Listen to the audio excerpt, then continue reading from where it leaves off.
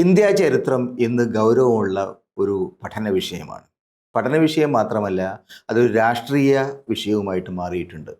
ഇന്ത്യയുടെ സമീപകാല ചരിത്രത്തിൽ ചരിത്രകാരന്മാരുടെ നേരെയുള്ള ആക്രമണങ്ങൾ, വളരെ ശക്തമായിട്ടുള്ള കടന്നാക്രമണങ്ങൾ സമീപകാലത്ത് കാണാൻ തുടങ്ങിയിട്ടുണ്ട്. അത് എന്തുകൊണ്ട് എന്നുള്ളത് ഗൗരവത്തോടുകൂടി പരിശോധിക്കേണ്ടതാണ്. ഇന്ത്യയും ചരിത്രകാരന്മാരും എന്ന സീരീസ് നമ്മളിവിടെ ആരംഭിക്കുകയാണ്. ദാമോദർ, നമസ്കാരം. ഈ പറയുന്ന ആ, ചരിത്ര മേഖലയിൽ സമീപകാലത്ത് ഏറ്റവും കൂടുതൽ അറ്റാക്ക് ചെയ്യപ്പെട്ടുള്ള ചരിത്രകാരന്മാരിൽ ഒരാളാണ് കഴിഞ്ഞ ദിവസം അന്തരിച്ച ഡോക്ടർ സുമിത് സർക്കാർ. സുമിത് സർക്കാരിൻ്റെ നിലപാടുകൾ വേറെ, അദ്ദേഹത്തിൻ്റെ അക്കാദമിക് ആയിട്ടുള്ള പ്രവർത്തനങ്ങളുടെ ഡെപ്ത് വളരെ ഗൗരവമുള്ളതാണ്. എന്തുകൊണ്ടാണ് ഡോക്ടർ സുമിത് സർക്കാരും ഡൽഹി ഹിസ്റ്റോറിയൻസും ഒരു ഗ്രൂപ്പ് ഉണ്ടായിരുന്നു. അതിൽ ഡക്കൻ പണിക്കർ ഉണ്ടായിരുന്നു, റോമില താപ്പർ ഉണ്ടായിരുന്നു, ബിപിൻ ചന്ദ്ര ഉണ്ടായിരുന്നു, അങ്ങനെ ഒരുപാട് നീലാദ്രി ഭട്ടാചാര്യ ഉണ്ട്. ഇതിൽ ഏറ്റവും പ്രധാനപ്പെട്ട ചരിത്രകാരന്മാരുള്ളതാണ്. എന്തുകൊണ്ടാണ് സുമിത് സർക്കാർ ഇത്രയേറെ കടുത്ത എതിർപ്പിന് വിധേയമായിട്ടുള്ളത്? ആധുനിക ഇന്ത്യ ചരിത്രകാരന്മാർ, ആധുനിക ഇന്ത്യയെക്കുറിച്ച് എഴുതിയ മോഡേൺ ഇന്ത്യയെക്കുറിച്ച് ചരിത്രകാരന്മാരിൽ പ്രത്യേക 1960-കൾക്ക് ശേഷം വന്ന ചരിത്രകാരന്മാരിൽ ഏറ്റവും പ്രഗത്ഭൻ എന്ന് പറയാവുന്ന ഒരാളാണ് സുമിത് സർക്കാർ. സാറ് പറഞ്ഞ ജൈൻ ഹിസ്റ്റോറിയൻസ് വളരെ വ്യത്യസ്ത ഒരു പാതയിലൂടെ അദ്ദേഹം പോയത്. കാര്യം അദ്ദേഹം തികഞ്ഞൊരു CPM അല്ലെങ്കിൽ ഇടതുപക്ഷ രാഷ്ട്രീയ ലൈനിനോട് ഒപ്പം പോയ ഒരാളല്ല. അതേസമയം മാർക്സിസ്റ്റ് ആയിരുന്നു. പിന്നീട് സബാൾട്ടൻ ഹിസ്റ്ററി വന്നപ്പോൾ അതിലേക്ക് തൻ്റെ വഴികൾ തുറന്നു. റിലീജിയസ് ഹിസ്റ്ററിയെക്കുറിച്ച് ഇപ്പോൾ ബംഗാളിലെ ശ്രീ രാമകൃഷ്ണ പരമഹംസനെ കുറിച്ചുള്ള ഒരു പഠനമുണ്ട്. അങ്ങനെ വൈവിധ്യം വളരെ ഇൻ്റർഡിസിപ്ലിനറി ആയിട്ടുള്ള ഒരു ഹിസ്റ്റോറിയൻ ഇന്ത്യയിലുണ്ടെങ്കിൽ സുമിത് സർക്കാർ ഹൈ ഇൻ്റർഡിസിപ്ലിനറി ആണ്. അപ്പോൾ അത്രയും എൻറിച്ചിങ് ആയിട്ടുള്ള, അത് മാത്രമല്ല ഈ ഹിസ്റ്റോറിയൻസ് വ്യത്യസ്തമായ ലിറ്ററേച്ചറും ആർട്ടും ഒക്കെ തന്നെ അദ്ദേഹം പ്രതിപാദിച്ചു വരുന്ന ഒരാളാണ്. അപ്പോൾ അതിൻ്റെ ഒരു വലിയ ഡെപ്ത്, ഹിസ്റ്റോറിക്കൽ റിസർച്ച് സ്കോളർഷിപ്പിൻ്റെ ഡെപ്തും, അതുപോലെ തന്നെ വേറൊരു കാര്യം എനിക്ക് തോന്നിയിട്ടുള്ള കാര്യം അദ്ദേഹത്തിൻ്റെ എഴുത്തിൽ വെച്ചിട്ടുണ്ടെങ്കിൽ ഈ നോൺ ഹിസ്റ്റോറിക്കൽ സോഴ്സുകളിലേക്കും പോകാൻ തയ്യാറാണ്. ലിറ്ററേച്ചർ പോലെ അങ്ങനെയുള്ള വലിയൊരു ക്യാൻവാസ് കാണാം. ബംഗാൾ റിനൈസൻസിനെ കുറിച്ചുള്ള സ്വദേശിയാണ് അദ്ദേഹത്തിന്റെ പ്രധാനപ്പെട്ട സ്വദേശി മോഹൻ എങ്ങനെ മുസ്ലിം വിരുദ്ധതയും അദ്ദേഹം കുറിച്ച് പറയുന്നുണ്ട്. ഇതിൽ തന്നെ മോഡേൺ ഇന്ത്യ മുതൽ മോഡേൺ ടൈംസ് വരെയുള്ള 2 കാലഘട്ട പുസ്തകം. മോഡേൺ ഇന്ത്യ നമ്മുടെയൊക്കെ സംബന്ധിച്ചോളം ഒരു ടെക്സ്റ്റ് ബുക്ക് ആയിരുന്നു. ഒപ്പം തന്നെ നമ്മളെ സംബന്ധിച്ചോളം അത് ഒരു ഇന്ത്യയെക്കുറിച്ചുള്ള വലിയൊരു ഈ ആധുനിക ഇന്ത്യയുടെ രൂപീകരണത്തെക്കുറിച്ച്, എങ്ങനെയാണ് ഈ ഒന്നാം സ്വാതന്ത്ര്യ സമരം 47 ഇന്ത്യയുടെ രൂപീകരണത്തിൽ നടന്ന നിരവധി ആശയ സമരം എങ്ങനെയാണ് ആധുനിക ഇന്ത്യ രൂപീകരിക്കപ്പെട്ടത്. ഒരു കാരണവശാലും അത് ഹിന്ദു തീവ്രവാദ രാഷ്ട്രീയത്തിനും RSSകാർക്കും സംഘപരിവാറിനും BJPക്കും അംഗീകരിക്കാനാവില്ല. കാരണം ഹിന്ദു മഹാസഭയുടെ റോളിന് അദ്ദേഹം തുറന്നു കാണിച്ചിട്ടുണ്ട്. അതിൻ്റെ അകത്ത് വലതുപക്ഷ രാഷ്ട്രീയത്തിനും പ്രത്യേകിച്ച് ആ ഒരു ധാരണയ്ക്ക് ഉണ്ടായിരുന്ന പരിമിതികൾ മുഴുവൻ കാണിച്ചിട്ടുണ്ട്. ആ സമയം നാഷണലിസ്റ്റ് മൂവ്മെന്റ് നിലയ്ക്ക് ഗാന്ധിയുടെയും വിമർശനം, ഇപ്പോൾ ഞാൻ മറക്കാത്തൊരു ഭാഗം, ഗാന്ധി ആദ്യമായി ബോംബെയിൽ വന്നപ്പോൾ ബോൾഷെവിക് എന്നാണ് ഗാന്ധിയെ വിളിക്കുന്നത് പരാമർശിക്കുന്നത്. ബോൾഷെവിക് എന്നാണ് ഗാന്ധിയെ അന്ന് വിളിക്കുന്നത്. അപ്പോൾ അങ്ങനെയുള്ള ഈ വിവിധ ധാരകളും അതും വളരെ എന്താ പറയുക, വളരെ പ്രോഗ്രസീവ് ഒരു പൊസിഷൻ. തികച്ചും മാർക്സിസ്റ്റ് എന്ന് പറയാൻ പറ്റില്ല, അല്ലെങ്കിൽ മാർക്സിസ്റ്റ് ഒരു രാഷ്ട്രീയത്തെ പിന്തുടർന്നല്ല. പക്ഷെ അതേസമയം ഇടതുപക്ഷ രാഷ്ട്രീയം, ഒരു ക്ലാസിൻ്റെ പൊളിറ്റിക്സ് ഒക്കെ ഉണ്ട്, അതിൻ്റെ അകത്ത് എഴുതാന്ന് പറഞ്ഞാൽ ഒരു വലിയ കാര്യം. പക്ഷെ അതേസമയം ഹിന്ദുത്വ രാഷ്ട്രീയം ഏറ്റവും കൂടെ തുറന്നു കാണിക്കുകയും അതിൻ്റെ രാഷ്ട്രീയ പാപ്പരത്വവും അത് സ്വാതന്ത്ര്യ സമരത്തോട് ചെയ്തിട്ടുള്ള, ദേശീയ സ്വാതന്ത്ര്യ സമരത്തോട് ചെയ്തിട്ടുള്ള തെറ്റായ സമീപനങ്ങളെല്ലാം അദ്ദേഹം എണ്ണി അവതരിപ്പിക്കുന്നുണ്ട്.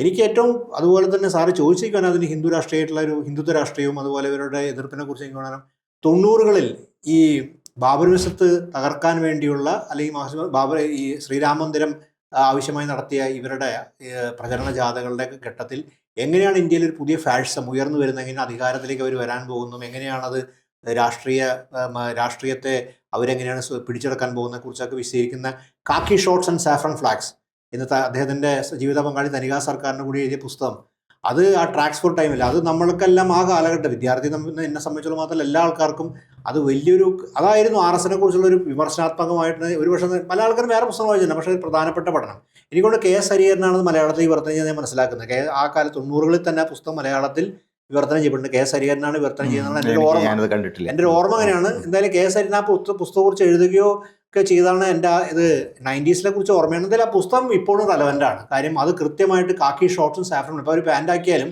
കാക്കി ഷോർട്ട്സ് സാഫ്രൺ ഫ്ലാഗ്സ് എങ്ങനെയാണ് ഇന്ത്യൻ രാഷ്ട്രീയത്തെ പിടിച്ചെടുക്കാൻ പോകുന്നതും, ആ ധാര എങ്ങനെയാണ് ഫാസിസ്റ്റ് രാഷ്ട്രീയമാണെന്നും അതെങ്ങനെയാണ് യൂറോപ്യൻ നാസി രാഷ്ട്രീയമായിട്ട് ചേർന്ന് പോകുന്നതും അതിൻ്റെ സ്വരൂപങ്ങളും അതിൻ്റെ സോഴ്സ് യഥാർത്ഥത്തിൽ യൂറോപ്യൻ നാഷണലിസം നാസികളുടെ. ഇന്ത്യൻ ഹിസ്റ്ററിയിൽ എനിക്ക് തോന്നുന്നത് ഇന്ത്യൻ നാഷണൽ മൂവ്മെൻറ്റിനകത്ത് വളരെ പ്രധാനപ്പെട്ട ഒരു ഐഡിയ, അതായത് ഈ കോൺഗ്രസിന് ശേഷം വന്ന ഹിന്ദുത്വ ധാരയുടെ ideological foundations are really colonial. എന്നുള്ള ഒരു ശക്തമായിട്ടുള്ള പൊസിഷൻ ഇവരൊക്കെ ഈ ചരിത്രകാരന്മാരിൽ അധികം പേരും എടുത്തിട്ടുണ്ട്.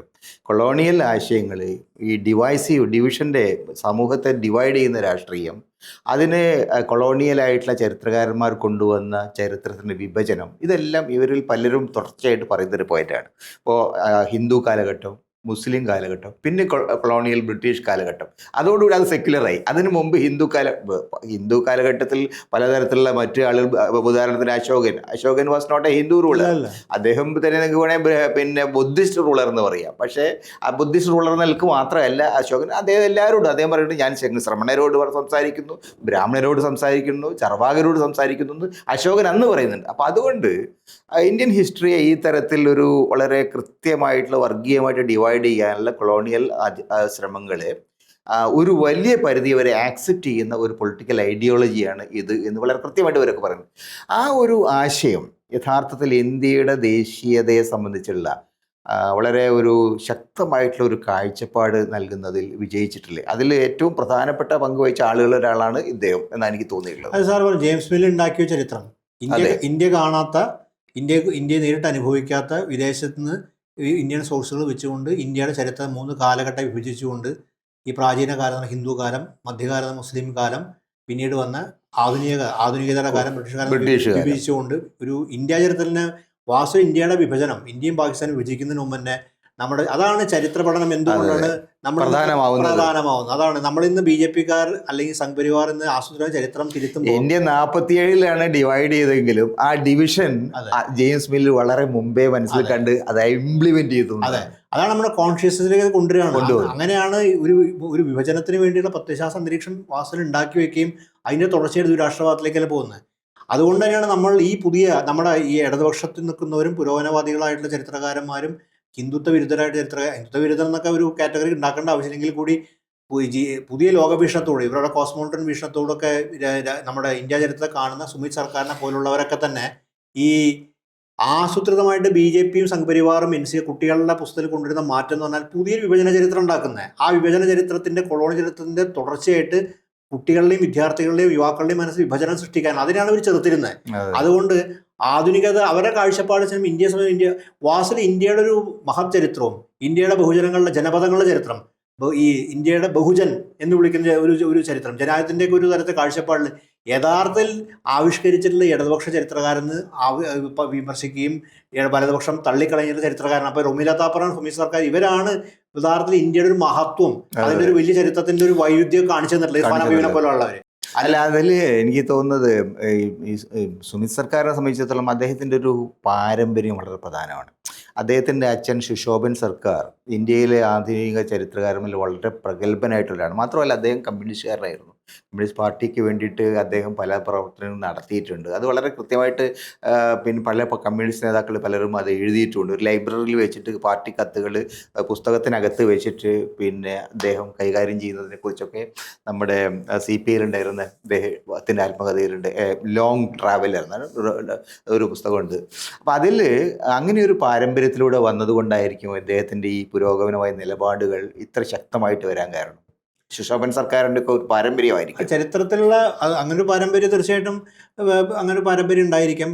പക്ഷേ എനിക്ക് തോന്നുന്നു 50-കൾക്ക് ശേഷം ഇന്ത്യ ചരിത്ര പഠനത്തിലും വന്നിട്ടുള്ള ഒരു പുതിയ എൻഗേജ്മെൻറ്റും പുതിയ പ്രത്യാശയും ചരിത്രത്തെ പുതിയ രീതിയിൽ നോക്കിക്കാണാവുന്നൊരു വലിയൊരു ധാര, പ്രത്യേക ഇടതുപക്ഷ ചരിത്രകാരന്മാരുടെയും അതുപോലെ അങ്ങനെയുള്ളൊരു ധാര, അത് സമ്പന്നമാക്കിയൊരു ചരിത്രശാസ്ത്രം നമുക്കുണ്ട്.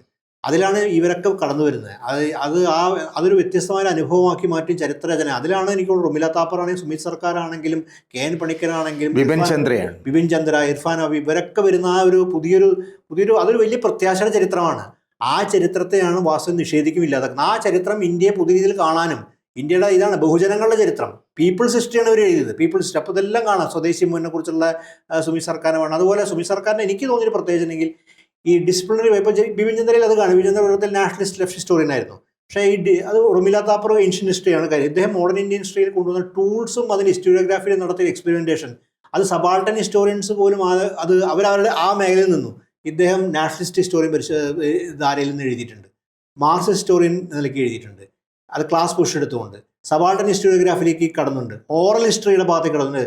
വൈവിധ്യമാർന്ന. അപ്പോൾ അതിൻ്റെ ഒരു ഇത് സമ്പന്നത സുമി സർക്കാരിൻ്റെ എഴുത്തിൽ കാണാൻ പറ്റും, അതിൻ്റെ എഴുത്ത്. പിന്നെ മാത്രം അക്കാഡമിക് എന്ന നിലയ്ക്ക് അദ്ദേഹം പലപ്പോഴും ഈ എന്താണ് വൈസ് ചാൻസലർമാരുടെ ഒരു ദുരധികാരത്തിനെതിരെയൊക്കെ വളരെ ശക്തമായ നിലപാട് തെളിയിച്ചിട്ടുള്ളത്. അപ്പോൾ അക്കാഡമിക് എന്ന നിലയ്ക്ക് തൻ്റെ അക്കാഡമിക് ഫ്രീഡത്തിനെയും ഓട്ടോണമിയൊക്കെ ഉയർത്തിപ്പിടിച്ച് അങ്ങനെ ഒരു വലിയ ഒരു എന്താ പറയുക, ഒരു അക്കാദമിക് എന്ന നിലയ്ക്ക്, ചരിത്രകാരൻ, സ്കോളർ എന്ന നിലയ്ക്ക്, ഒരു ആക്ടിവിസ്റ്റ് എന്ന നിലയ്ക്ക്, ഒരു എന്താ പറയുക, ശരിക്കും അങ്ങനെ ഓർഗാനിക് ആയിട്ടുള്ളൊരു എങ്ങനെയാണ് ഒരു ഹിസ്റ്റോറിയൻ സമൂഹത്തിൽ പ്രവർത്തിക്കേണ്ടത്, പബ്ലിക് ഹിസ്റ്റോറിയൻ പ്രവർത്തിക്കേണ്ടതിനെ കുറിച്ചുള്ള ഒരു വലിയ മാതൃക ആ നിലയ്ക്ക് സെറ്റ് ചെയ്തില്ല. അതേസമയം വളരെ എന്താണ് എനിക്ക് തോന്നുന്നത്, നമ്മുടെയൊക്കെ ഒരു അറിവിൽ നമ്മളാരും അദ്ദേഹത്തെ അധികം പ്രസംഗിച്ചോ പ്രഭാഷണത്തിലോ അങ്ങനെ അദ്ദേഹം അങ്ങനെ ഒരു ആക്ടിവിസ്റ്റ് നിലക്ക് ഒരാൾ കാലിക്കറ്റ് യൂണിവേഴ്സിറ്റിയിൽ ഒരു തവണ അദ്ദേഹം വന്നപ്പോഴും ഞാൻ കണ്ടിട്ടുണ്ട്. ഇന്ത്യൻ ഹിസ്റ്ററി കോൺഗ്രസിൽ ഒരു തവണ അദ്ദേഹം വന്നിരുന്നു. പക്ഷേ ഡൽഹിയിലൊക്കെ അദ്ദേഹം ചില കാര്യങ്ങൾ ഇടപെടാറുണ്ട്.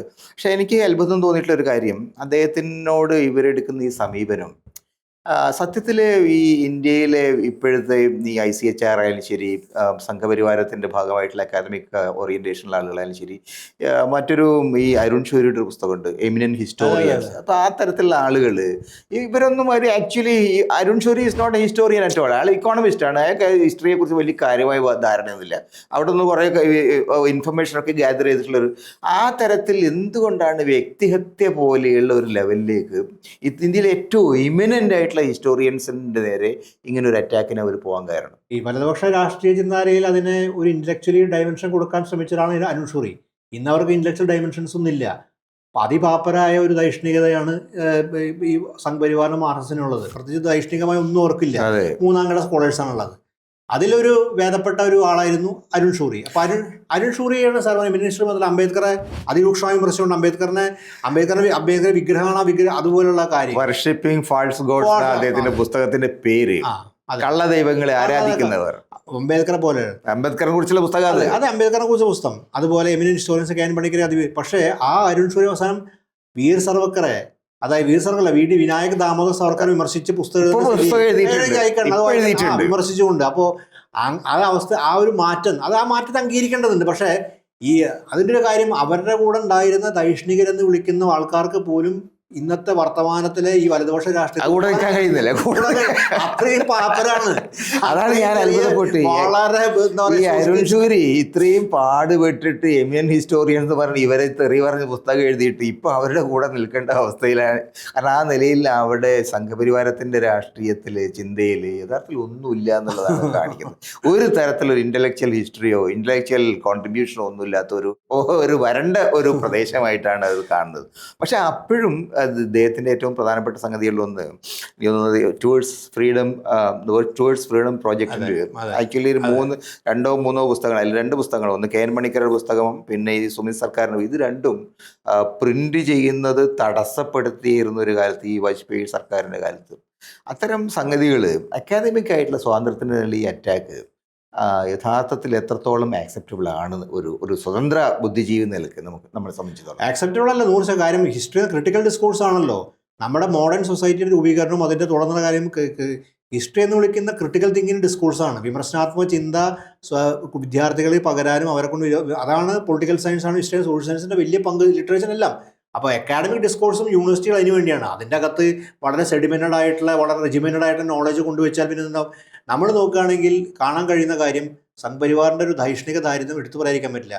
ഒരു നോട്ടഡ് ആയിട്ട് ഇൻ്റലക്ച്വൽ അവർക്ക് പ്രസൻറ്റ് ചെയ്യാനില്ല. അവർക്ക് വേണ്ടി ബാധിക്കും. അവർക്കുള്ളത് ഈ അമിത് മാള, ഇപ്പോൾ പുറത്താക്കുക അമിത് മാള, അർണബ് ഗോസ്വാമി, ഇവരൊക്കെയാണ് ഈ അവരുടെ ഈ വർത്തമാന കാലത്ത്. അപ്പോൾ ആ നിലയ്ക്ക് അവർക്കത് മനസ്സിലാവുന്നില്ല.